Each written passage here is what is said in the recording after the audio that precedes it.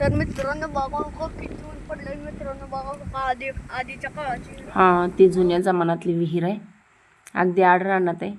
आणि आता चाललो आहे आपण अजिंक्यला बाईक घेण्यासाठी. त्याला त्याच्या आवडीची मोटरसायकल घ्यायची आणि बघा आलो आहे आपण शोरूमला.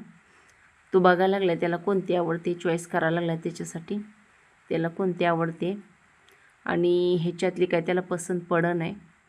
त्याच्यामुळे आत 1 2 3 लावलेत त्याला त्यातली बघायची आणि फायनली त्याला ते आवडले. एक कारण ती पूर्ण ब्लॅक कलरची पाहिजे आणि ती पूर्ण ब्लॅक कलरचीच आहे म्हणून त्याला ती छान वाटते, त्याला आवडले. त्यानं सगळ्या बघितल्या, सगळ्या कलर बघितले पण त्याला ती पूर्ण ब्लॅकच पाहिजे होती आणि तशी त्याची आवडीची त्याला मिळाली. आणि चला आता मोटरसायकल घेतलेली आपण आणि ते घेऊन जाऊयात आपण गावाकडं. तर त्याच्यासाठी पेट्रोल टाकावं लागणार आहे म्हणून आलो आहे पेट्रोल पंपावर बाईकमध्ये पेट्रोल टाकायसाठी. आणि अजिंक्य गेलं पेट्रोल टाकायला, मी थांबले इथंच.